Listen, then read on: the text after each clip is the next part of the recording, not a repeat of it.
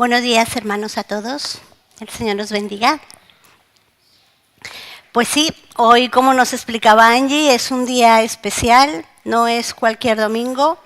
Hoy, por la tradición, por la sociedad, históricamente puede que no sea muy acertado, pero celebramos la resurrección de Cristo, ¿no? En las enseñanzas de los domingos pasados, Fito nos trajo hasta la cruz, ¿no? En ese impresionante capítulo 27 de Mateo.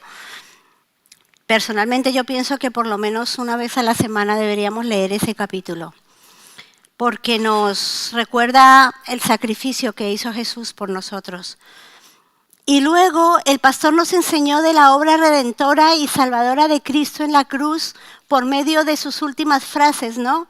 Es impresionante cómo, a pesar de su sufrimiento físico, mental, psicológico, él seguía pensando en nosotros, en sus cercanos, en sus amigos. Y bueno, ¿y hoy qué sucede después de estos grandes hechos? Después de que Jesús llegó a la cruz y fue azotado y fue humillado, después de que fue crucificado, hoy celebramos la resurrección, la maravillosa resurrección de Jesús. El título que puse a la predicación es ¿resucitó? ¿Qué creemos nosotros? ¿Resucitó Jesús? Vamos a verlo, vamos a verlo. Porque la resurrección, si fue real, es la gran base de nuestra fe, ¿no? Es la gran diferencia que tenemos con las demás religiones o creencias, ¿no? Solo los cristianos podemos decir que nuestro Dios ha resucitado. Somos los únicos. Ni siquiera, ni Confucio, ni Mahoma, ni Buda, ni Charles Hay Russell pueden decir que han resucitado. Ellos se murieron y muertos quedaron. A ellos sí les pusieron los ungüentos que hablaba Angie al principio, ¿no? Solo los cristianos podemos decir que nuestro Dios resucitó de los muertos y venció la muerte. ¿Qué podemos decir? Que nuestro Dios resucitó de los muertos y venció la muerte. Es una frase que se dice facilísimo, pero si nos ponemos a pensar en realidad qué fue esto, es grandioso, maravilloso, es anti todo. Rompe cualquier ley, cualquier regla, todo lo establecido, se va contra todo lo creado y ese es nuestro Dios. Somos los únicos que podemos decirlo. Sin resurrección, el cristianismo no existiría. Sería una secta más. Por la muerte de Cristo en la cruz, pon el 1, cariño. Por la muerte de Cristo en la cruz, Dios pudo perdonar nuestro pecado y liberarnos de toda culpa por su inmenso amor. Quiero repetir esto. Por la muerte de Cristo en la cruz, Dios pudo perdonar nuestro pecado. Era necesario que Cristo pasara por la cruz. Si no, Dios no podría perdonarnos. Nunca podríamos habernos acercado a Él. Pero con la resurrección obtuvimos la victoria en la batalla contra el pecado. Pon el 2. Con la resurrección obtuvimos la victoria en la batalla contra el pecado y así nos dio la vida eterna con Él como cabeza de todo. ¿Entendéis por qué era necesaria la cruz y por qué era necesaria la resurrección? No era para dar el gran show, no era para demostrar que Él verdaderamente era el Dios, el único Dios verdadero. No era por humillar a los otros hombres que se creen Dios, no. Era verdaderamente para poder perdonarnos y para poder disfrutar de la resurrección. En Efesios 1, 20, 23, disfrutar de la resurrección con nosotros. Él no quiere disfrutarla solo. En Efesios 20 dice, estos 3 versículos son impresionantes. A mí me gustaría que los leyeras y los vivieras.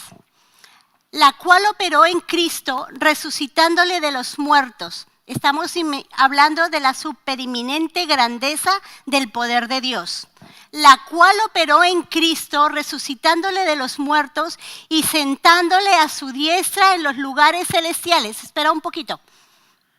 ¿Dónde le sentó? En la diestra, en los lugares celestiales. Cuando Jesús resucitó, se sentó a la diestra del Padre en los lugares celestiales. Sigamos. Y le puso sobre todo principado y autoridad, y poder y señorío, y sobre todo nombre que se nombra, no solo en este siglo, sino también en el venidero. Y sometió todas las cosas bajo sus pies, y lo dio por cabeza sobre todas las cosas. ¿A quién? Muy bien, 23. La cual es su cuerpo, la plenitud de aquel que todo lo llena en todo. ¿Cuál es la plenitud de Cristo? La iglesia, su cuerpo. Para esto resucitó Cristo, para su iglesia. ¿Vale? Dejémoslo ahí. Y vamos a hablar de la resurrección, que ya Angie nos pegó un aventón impresionante. Quiero recalcar en algo que está en Marcos 16, 19. Y el Señor, después de que les habló, esto es cuando Jesús estaba subiendo al cielo por última vez, y el Señor, después que les habló, fue recibido arriba en el cielo y se sentó a la diestra de Dios. ¿A dónde se sentó?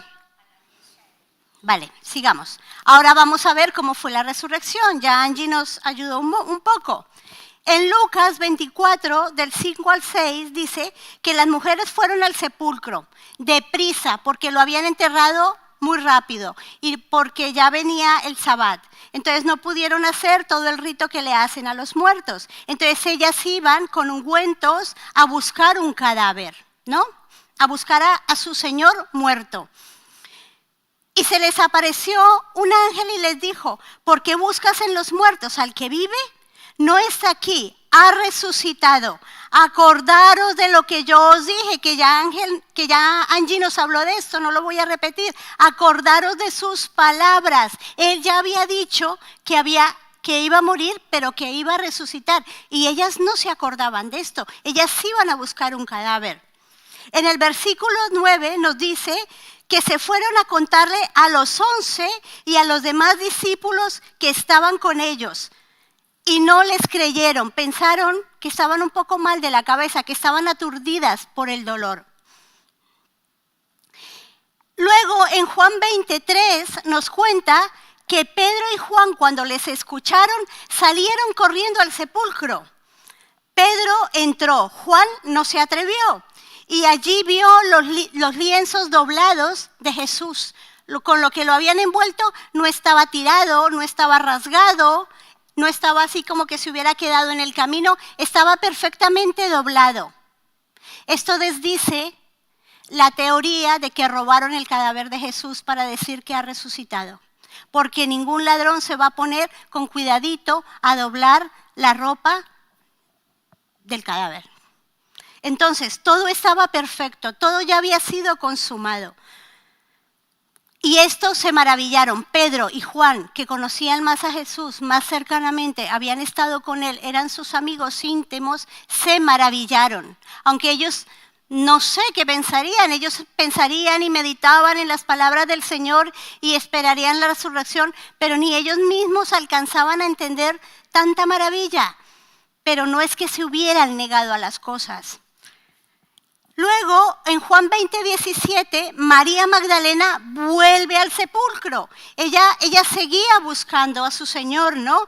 Y ya decía, a ver, resucitó, no resucitó, se lo robaron, tuvo que volver al sepulcro. Y allí ya se encontró con Jesús, resucitado. Claro, él le dijo, Señor, dime dónde está el cadáver y yo lo busco. Y Jesús ya se hizo visible a ella, ¿no? Y le dijo dos palabras maravillosas. Subo a mi Padre y a nuestro Padre. Subo a mi Dios y a nuestro Dios. Esto es la resurrección, hermanos. El Padre de Jesús ya era nuestro Padre. El Dios de Jesús ya era nuestro Dios. Esta fue la victoria de la cruz. Que ya no era un Dios lejano que buscaba y buscaba y buscaba a su pueblo. No, ahora ya estaba entre nosotros, ya era nuestro. Ya podíamos dirigirnos a Él como Padre. Ya lo teníamos como Dios y con la seguridad que implica que Él sea nuestro Dios. Si es capaz de resucitar a Jesús de la muerte, es capaz de todo por nosotros, porque ya nos puede llamar hijos. Esta es la maravilla de la muerte y la resurrección de Jesús. Amén, ¿no? El milagro es el milagro de la resurrección. Es lo que le da sentido al sufrimiento que tuvo Jesús, que podamos llamarle Padre y que podamos llamarle Dios. Bueno, pero después de que todas estas cosas habían pasado y que María fue a contarles nuevamente a los discípulos lo que había pasado, 2 discípulos reconocidos decidieron irse a 7 kilómetros de allí, a Emaús.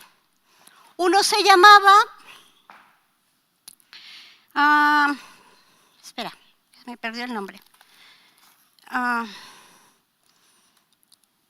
2 discípulos, pero eran verdaderamente de Jesús, estaban con ellos cuando todo esto sucedió, cuando lo encontraron las mujeres, cuando lo encontraron Pedro y Juan, cuando vieron el sepulcro vacío, cuando María lo vio, ellos estaban ahí y decidieron irse a Emaús, en el versículo 13 y 14. Perdón, me lo salté, 24, 13 y 14.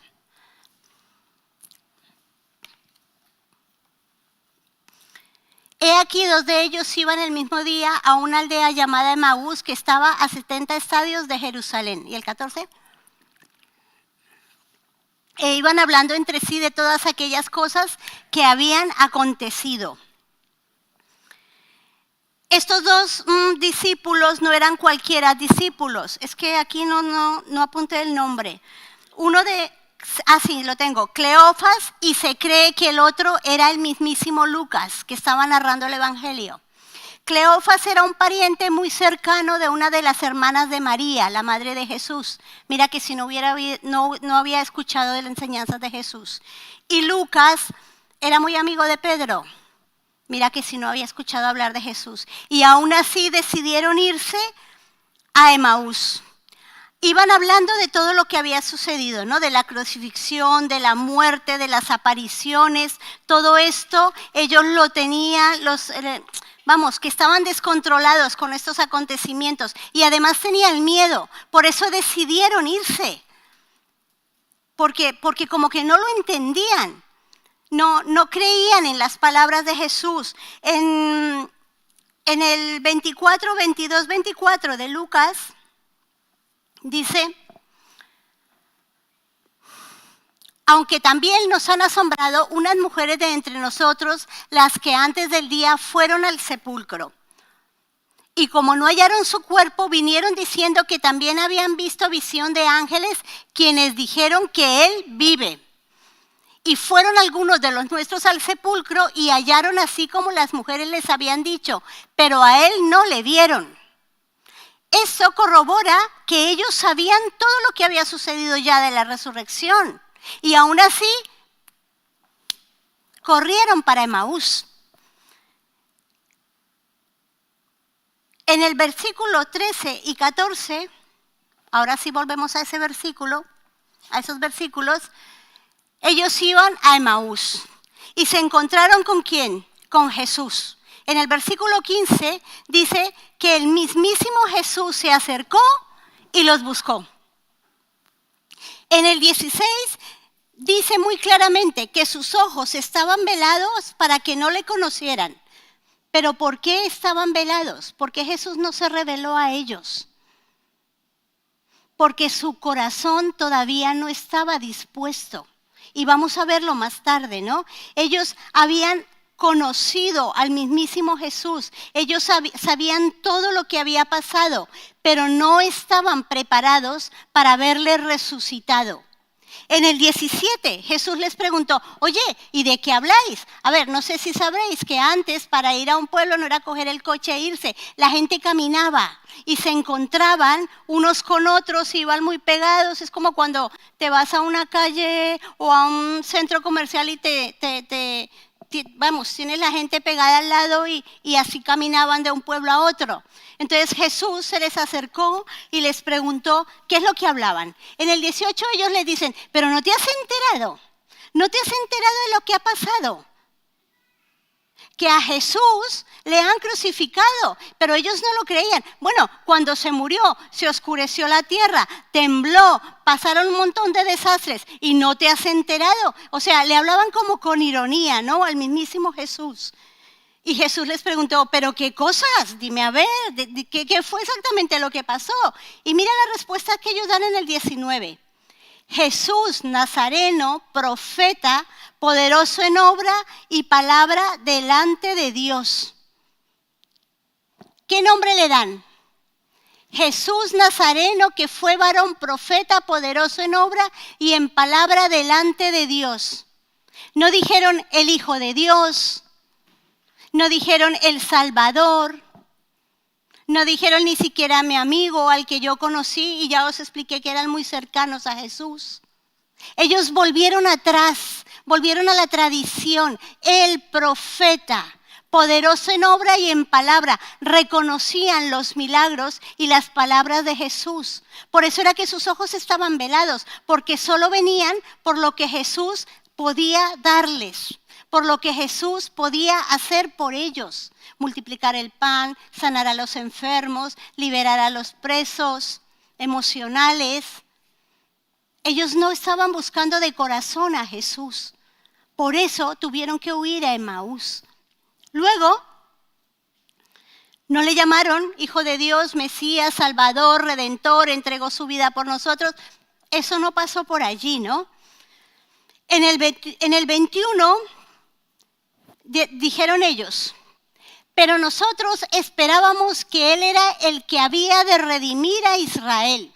Y ahora, además de todo esto, hoy ya es el tercer día que esto ha acontecido. Y ya os hablé que ellos ya sabían que había resucitado, ¿eh? Y lo dejaron muerto explicándole a Jesús. Y además seguían pensando, además de todo lo que habían visto. Y como Angie nos explicó al principio, ellos ya sabían que Jesús, porque Jesús mismo les había dicho que iba a resucitar, de esto no lo mencionaron. Lo dejaron muerto en la explicación que dieron. Y creían que iba a ser un líder militar que venía a acabar con el imperio romano. Pero no era cualquier hijo de vecino, eran los discípulos de Jesús, no los más cercanos, pero sí los segundos más cercanos. Y no reconocían a Jesús como Salvador, ni como Señor, ni como Redentor, ni como Hijo de Dios. Ni siquiera le dieron la base de que había resucitado cuando ya lo habían escuchado de muchos. Por eso tenían sus ojos velados, por eso Jesús no se manifestó a ellos todavía. En el 25 ya Jesús dice, entonces les dijo, oh insensatos y tardos de corazón, para creer todo lo que los profetas han dicho. Ni siquiera Jesucristo se identificó, le dijo, no te lo dije, no me viste, no creíste. No, él como querían creyendo en los profetas, le dijeron, ni siquiera pueden creer lo que los profetas han dicho. Y Jesús empezó a explicarles las escrituras desde Moisés y todo lo que habían dicho los profetas en las escrituras que ellos tenían de la muerte y resurrección de Jesús. Como judíos, ellos que tenían que conocer la palabra. Ellos sabían lo que estaba escrito y ni siquiera esto lo quisieron reconocer. No tenían ni idea de lo que, a pesar de que habían estudiado la palabra, pero de qué forma la habían estudiado, como se lee cualquier periódico, ¿no? Como, ala, pasó, esto no va conmigo. Muchas veces cuando nosotros leemos las escrituras, leemos tan y bien, qué bonito, y ahí nos quedamos. Más o menos esta fue la actitud de ellos, de todo lo que habían dicho de Jesús.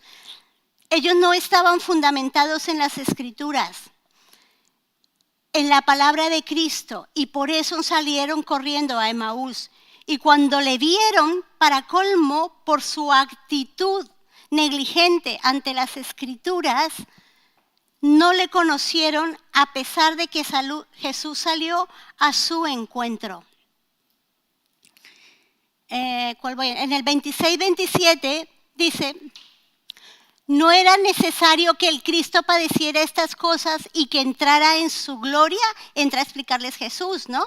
Y el 27, y comenzando desde Moisés y siguiendo por todos los profetas, les declaraba en todas las Escrituras de lo que él decían. Jesús estaba tratando de convencerles. Mirad el amor y la misericordia de Jesús, que se desplazó hasta Emaús, estando todos sus amados en Jerusalén. En el 28 y el 29 dice: llegando a la aldea, ellos le detuvieron con fuerza. Por fin, algo hacían, además de huir y de esperar un gran profeta. Le detuvieron con fuerza. ¿Por qué? Porque se dieron cuenta que en este hombre había algo. Y le dijeron que por favor, que no se fuera. Ellos, desde el momento que... Espera que ya me perdí. Ellos antes, cuando Jesús salió a su encuentro, tenían la idea de que Jesús era el hacedor de milagros, el que les iba a solucionar la vida, el que les iba a arreglar todos sus problemas emocionales y familiares, el que los iba a liberar del régimen romano. Pero se detuvieron y le retuvieron a Jesús con fuerza. Y gracias a Dios que lo hicieron. En el versículo 32, entre ellos dos comentan, y se decían uno al otro: ¿no ardía nuestro corazón en nosotros mientras nos hablaba en el camino y cuando nos abría las Escrituras? O sea, se dieron cuenta de esto y por eso lo retuvieron. Esto corrobora que ellos, todo lo que habían vivido en Jesús era por emociones. No eran decisiones razonables, eran las emociones lo que estaba manejando su vida. Por eso no pudieron esperar que Jesús resucitara. Por eso aún, a pesar de los testimonios, no lo creyeron. Y ya Jesús, reuniéndose con ellos, en el versículo 30 y 34, Jesús accedió a estar con ellos y sentado con ellos en la mesa, tomó el pan, lo bendijo, lo partió y se los dio. Hermanos, y allí fueron abiertos los ojos de ellos, porque ya se acabó el emocionalismo. Ellos, al ver que Jesús entregaba el pan, vino la revelación a sus vidas de que Jesús se entrega a nosotros. Como Él es el pan de vida, Jesús nos bendice, se entrega a nosotros, nos parte, porque nosotros tenemos que ser transformados, no cambiados. Jesús no cambia algo que ya está hecho, Él transforma, Él hace de nuestras vidas algo nuevo. Por eso resucitó, para que podamos ir al cielo con Él. No podemos ir al cielo con Él como estamos. Tenemos que ser transformados. Por eso la gente no lo reconocía, porque Jesucristo ya había sido transformado, porque había pagado el pecado por todos nosotros. Cuando tú pides perdón al Señor, eres transformado. Jesús pagó el pecado. Y esa transformación es necesaria en nosotros para que le podamos ver. No podemos venir aquí a la iglesia como un domingo más sin reconocer que Jesús, aceptar esa transformación de Jesús en nuestras vidas. Cuando esto pasó y ellos se dieron cuenta, volvieron, en el versículo 33, volvieron a Jerusalén con sus hermanos como parte del cuerpo de Cristo. Ellos ya volvieron transformados después de que tuvieron este encuentro con Jesús. Jesús quitó toda ceguera espiritual de ellos, les transformó y luego los entregó a la iglesia, porque ellos volvieron a Jerusalén. Para esto nos transforma Jesús, no para que seamos los chachipirulis. Nos transforma para que seamos entregados a la iglesia, formemos parte de su cuerpo y sirvamos en la iglesia. Ese es el gran misterio de la resurrección de Jesús. Por eso Dios puso el supereminente poder de su fuerza en resucitar a Jesús. Hermanos, cuando toda nuestra experiencia cristiana gira en torno al culto del domingo, nos pasa los de los 2 de Emaús, que salimos por esas puertas y tomamos el camino de Emaús. No podemos reducir tanta maravilla, tanto milagro, tanto poder de Dios, pero por sobre todo tanto amor de Dios hacia nosotros, a unas simples enseñanzas, ¿no? A una alabanza súper estupenda donde somos tocados, donde el Señor toca la última fibra de nuestro corazón y hasta bajamos la cabeza y nos arrodillamos. Y luego viene un mensaje, qué mensaje tan poderoso. Y luego salir de aquí y tomar camino de Emaús, porque entonces nuestros ojos nunca van a ser abiertos. No podemos vivir de emociones, tenemos que vivir de realidades, de la realidad que nos da la palabra de Dios todos los días de nuestra vida, porque dice que el bien y la misericordia nos seguirán todos los días de nuestra vida. Quiero volver a Marcos 16, 19, cariño. No sé si me salté alguno, pero bueno. El Señor, después de que les habló, fue recibido arriba en el cielo y se sentó a la diestra de Dios, ¿no? Tenemos claro que se sentó a la diestra de Dios.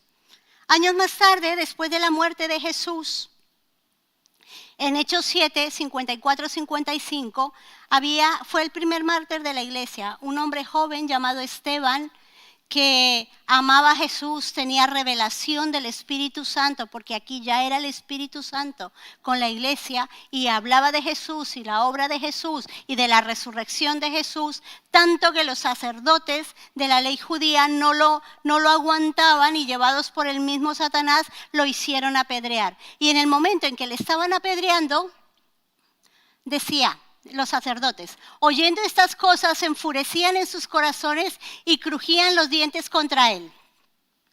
Pero Esteban, lleno del Espíritu Santo, puesto los ojos en el cielo, vio la gloria de Dios y a Jesús que estaba a la diestra de Dios.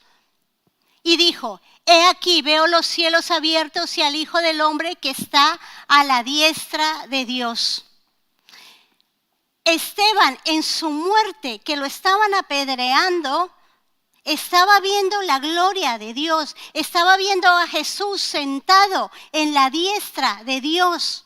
Jesús lo estaba viendo a él, no es que él estuviera viendo una imagen, una película, Jesús lo estaba viendo a él. Jesús se está enterando de todo lo que te pasa a ti y a mí, de todas las injusticias, de todas las calumnias, de todo lo que nos pasa y acontece en este mundo y de todo lo que nos pasa y acontece dentro de la iglesia. Nuestra vida no es indiferente a Jesús. Esteban estaba viendo a Jesús en su dolor de muerte, pero era porque Jesús también lo estaba viendo a él. No estamos solos, hermano, no estamos solos, pero para esto nuestros ojos tienen que ser abiertos. Para que la resurrección de Jesús, ponme el título, cariño, de la predicación,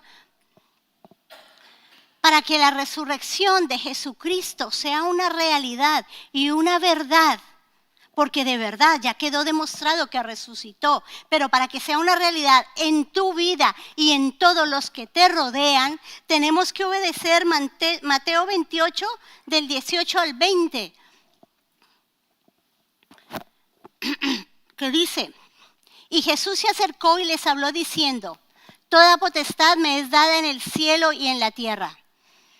Por tanto, id y hacer discípulos a todas las naciones, bautizándoles en el nombre del Padre, del Hijo y del Espíritu Santo, enseñándoles que guarden todas las cosas que os he mandado. Y aquí yo estoy con vosotros todos los días hasta el fin del mundo. Amén.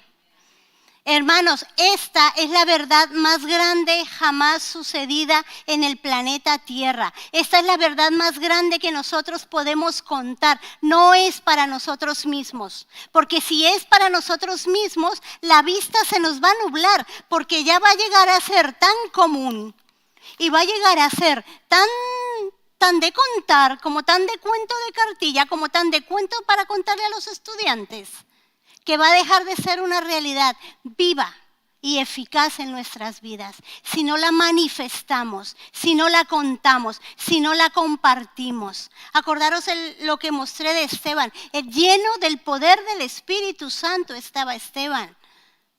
Ese mismo poder está con nosotros para que salgamos a manifestar las buenas noticias que hoy estamos celebrando. Primero, no huyamos a Emaús. Dejemos que esta realidad sea viva y eficaz y verdad en nuestras vidas. Sigamos leyendo las Escrituras, sigamos preguntándole a Jesús que va caminando al lado de nosotros. Sigamos pidiéndole al Espíritu Santo que nos guíe para dónde tenemos que hablar de esta gran verdad. La tradición hoy está celebrando que Jesús resucitó también, pero por medio de estatuas. Y luego van, las guardan, las no sé qué, las acicalan y vuelven y hasta el otro año no vuelven a saber de ellas. Pero nosotros no, día tras día, mes tras mes, tenemos que vivir la resurrección de Jesús. Vamos a orar. Padre amado, gracias por esta realidad, Señor, que has permitido que nosotros experimentemos, Señor. Gracias por abrirnos nuestros ojos y caminar al lado nuestro, Señor. Hoy te pedimos que seas tú, Señor, tomándonos de la mano y guiándonos, Señor, y abriendo nuestras bocas y poniendo las palabras en nuestras bocas para que podamos manifestar, Señor, tu obra en la cruz, tu resurrección y la vida eterna que nos prometes, Señor, y que tendremos contigo, porque tú has hecho todo esto solo para que podamos estar contigo, para que podamos llamarte Padre, para que podamos llamarte Dios. Gracias, Señor, por tu revelación. Gracias, Señor, porque esta obra, Señor, se cumplirá todos los días de nuestra vida, Señor, porque así tú lo quieres, Padre eterno. Que sea una realidad, Señor, que sea más verdad que nosotros mismos, Señor, en nuestras vidas. Te lo pedimos en el nombre de Jesús. Amén y amén.